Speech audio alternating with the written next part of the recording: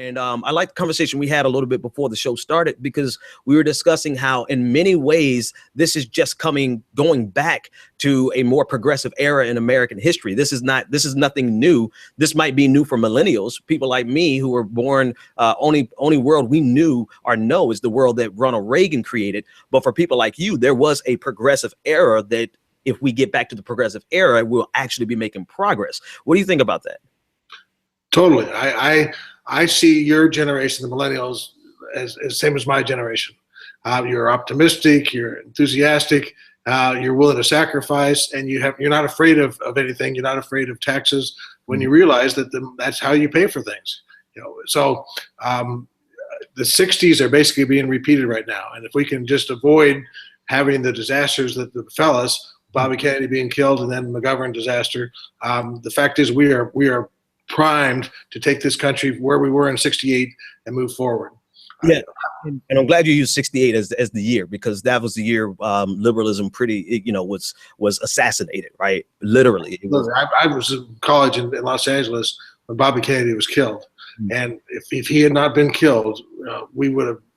The last 50 years wouldn't have happened. We were all set to go forward, and with his death, unfortunately, things went backwards. And now we're coming back to that point, and we're all relying upon your generation to take it from here. Now, there's one aspect of the 60s that we absolutely don't want to go back to. And that is where I want to ask you a little bit more about, because I didn't see much on your website in terms of issues for for minorities, for particularly African Americans. And the national conversation is such that it is, it's Black Lives Matter right now. And how does that fit into a progressive world? Can it fit? Is there natural alliances between what Black Lives Matter stands for and what Bernie Sanders stands for? So I want to ask you, as a person who is a progressive, and you want to get back to the Bobby Kennedy style progressivism, which he was progressive even on, and especially in his later years, they were progressive on civil rights. But now today, it's Black Lives Matter, criminal justice reform. Where do you stand with that movement, and what would you do in your state to help Black Lives Matter and criminal justice reform? Well, let's take it to the flip side, which is criminal justice reform. I mean, I agree with Senator Sanders that that's the key. That and raising the minimum wage, economics, because at the end of the day, if you don't have a job, it doesn't matter how egalitarian you are. But with respect to criminal justice reform, which is my pet peeve right now, we have to go back in and look at all these statutes, all these crimes. In the 90s, we basically took everything and said, well, if it's 10 years for this, let's double it to 20. And we took the drug crimes, which are obviously being used to hold down the minority communities, increase those penalties dramatically. So then it's also being used to take out people's right to vote. So if you can tag somebody with a felony, then you can't let them get their voting rights back. That takes a whole group of people that are probably most likely Democrats, out of the picture. And that's what I believe the Republicans have done successfully. Is they've tagged with African American males, they've given them felonies, and then they've denied them the right to a job, and it's just destroyed a whole society. So we have to go back, take those felonies off, pardon people or whatever it takes to get their records clean, allow them to be able to vote again, and then raise the minimum wage, provide public sector jobs so everybody has a job, and then you have a right to say to somebody, okay, look, you can't just sit around. If you want to work, you have a right to work. There's a place here for you. Back in the 60s, we had CETA programs, which actually the government said, here's a job for you. Humphrey Hawkins, which was a legislation passed back then, said the goal of the government is to make sure everybody has a job. Whatever happened to that? Now it's like throw people out there. McDonald's is going to hire you for $7 an hour. Go for it. That's great. That's ridiculous. As Bernie says, the fact is we are subsidizing Walmart because people that are working for Walmart are getting food stamps. That's insanity. Okay. Let me.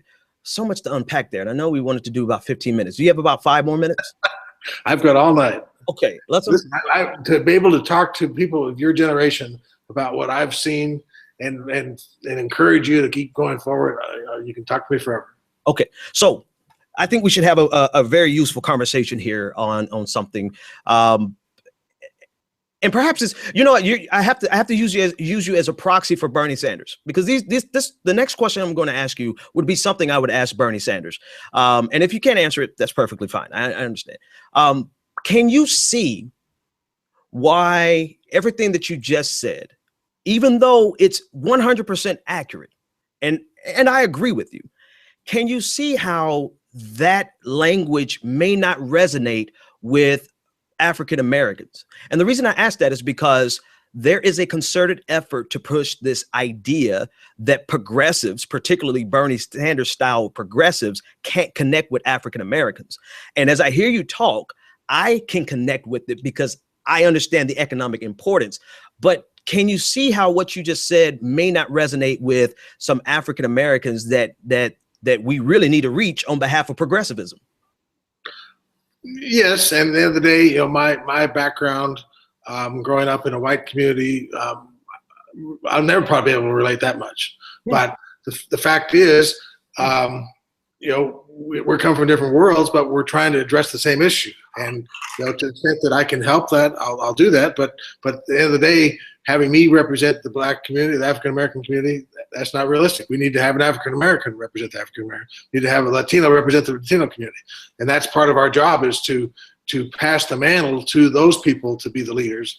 But to the extent that I'm here right now, I'm going to have to say what I have to say, and hopefully promote those ideas. Tick, I actually really like that answer. I'm going to be honest with you. All jokes aside, I'm not blowing smoke up your ass. I really like that answer because you're honest and transparent in the sense that even if you tried, you would not be an effective communicator for African-American issues. You could join a solidarity with us, but it's best represented by someone who understands it naturally. And I don't think that there's any better way to it. For instance, as much as I can identify with women's rights, it's just better to have a woman speak on women's rights because they understand it from a level that we as men just can't do it. So I don't have any qualm with that answer whatsoever, and I actually rather appreciate it. So, since you answered that so well, there's so many other things that I could ask you. But before I do that, I want you to tell my audience how they can support you. What do you if they like what they've heard?